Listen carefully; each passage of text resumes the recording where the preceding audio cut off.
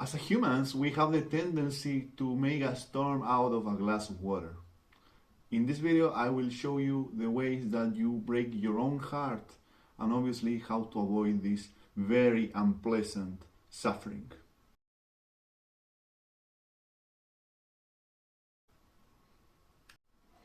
The first way that we break our own hearts is like what I call like living in hopeland.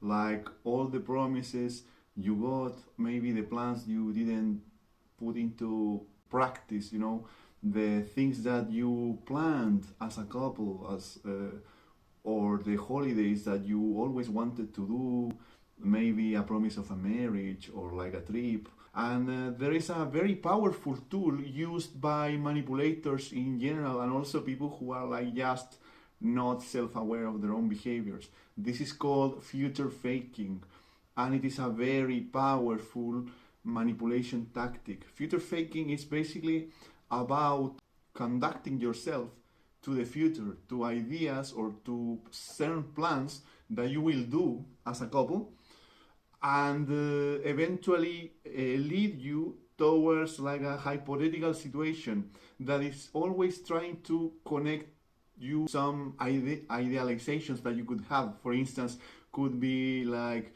yeah, next year we will have your dreamed holiday and we will get this and we will do that, and etc, etc.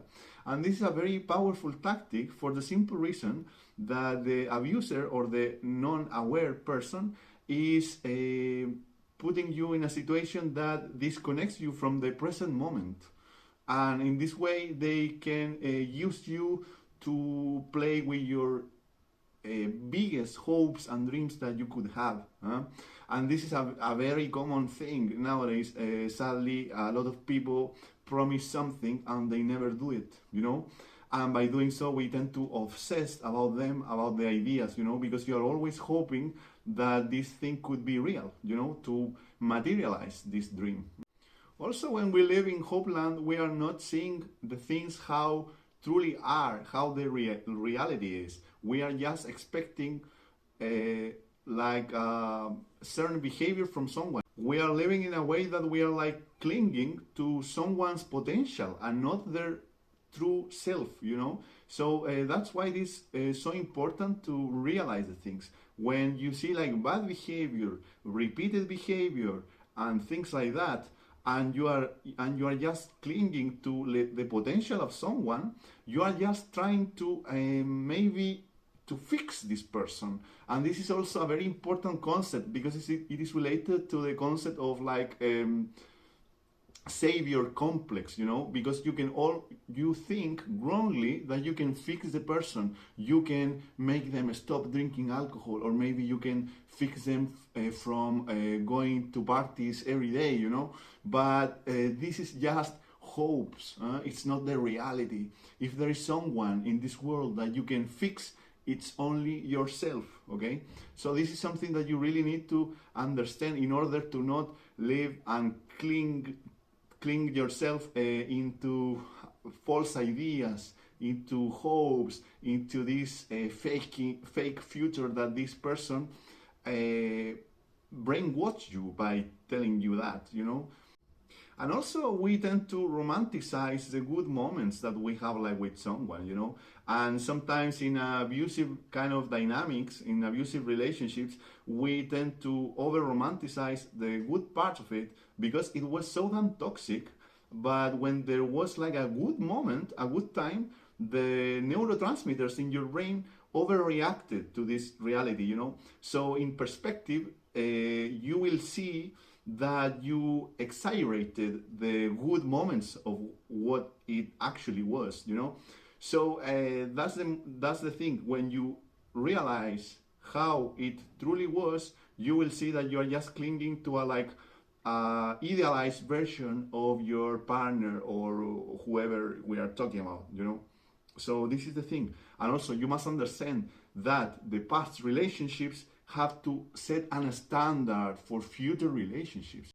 So in order to get rid of this kind of idealized behaviors that you can have towards someone, it is important to see the whole frame, how it was, to examine every little detail. And also if they were abusive towards you, or if they promised you, or maybe they apologized to you for some kind of behavior and they didn't change the behavior, you were prey of like a certain manipulative tactic, you know, and you must see this thing and understand the reality and quickly move on. Don't dwell in the past. Try to move on, see things how they were, and realize that perhaps you are over romanticizing the good moments you had with this person. The second big part of how you break your own heart is like by over investing into someone, you know. So you have to understand that whenever you are investing in someone, the one who falls in love first is the one who overinvests. That's why it is so of paramount importance that you are only giving the same amount of things that you receive. And here I'm not referring to money or some kind of gifts, you know. I'm talking about energies, about being reciprocated, you know, and this nurturing dynamic that I've mentioned many times in my previous videos, you know. So that's the thing. That's why, for instance, some guys, because in general this is masculine energy, that they tend to give, to provide a lot, and the other person doesn't give a damn about you, you know. And these kind of people are just trying to please the person in the best possible way, while the other person is not doing anything, you know, like zero energy for anything. They don't have any intention to reciprocate any effort. And the only thing that they do from time to time in order to maintain this dynamic is like they are throwing some breadcrumbs from time to time in order to maintain this, because obviously this is not attainable if someone doesn't give anything at all, you know, because you will get bored of it. But when they are just breadcrumbing you, you have some kind of hopes, and then again we are like living in hopeland. So you are like basically trained to behave in a certain way, you know. For instance, they are just using this tactic called positive reinforcement, you know. Whenever they are pleased in a way that really they want you to behave, you know, they will reward you, but in a very little way, without giving too much. And in that way, you are being trained to behave in a certain way, you know. And they will be very, very strict when you don't behave the way they want. They will punish you for doing so, you know. And you are like under some kind of training, and this is called negative or positive reinforcement, you know. So you must understand this dynamic in order to get rid of it. It's the only way of breaking the chain of this dynamic. Something important to say is that people who tend to be prey of this kind of reinforcement training, let's call it that way, it's when they were like raised in a house where the primary caregiver, parents or whoever else who raised these children, were taught in a way that love is in a specific way. So when they are like grown men or women, they tend to associate the way the partner behaves with the behavior of the caregiver. So that's why, for instance, people who were raised with very distant parents or very non-consistent kind of parent, they tend to cling to specific partners who treat them in a way that is similar to how they were treated when they were children. So in that sense, it's so important, if you were one of the unlucky people who were like raised in a non-functional home, to realize this dynamic, so you can truly choose a partner who treats you right, you know, who's not like repeating this behavior. It's the only way to break this chain of the intergenerational trauma, you know.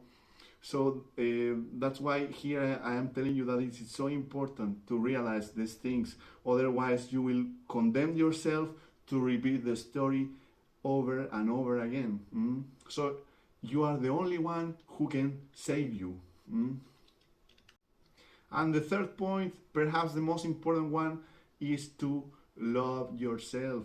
When you don't love yourself, you allow others to treat you the same way as you think that you deserve. And this mechanism occurs implicitly. You are not aware of it unless that you have when you have done a lot of internal work in yourself, you know. So that's why it is so important. If you are like a codependent, how I was in the past, for instance, it is so important to realize this and start loving yourself, you know.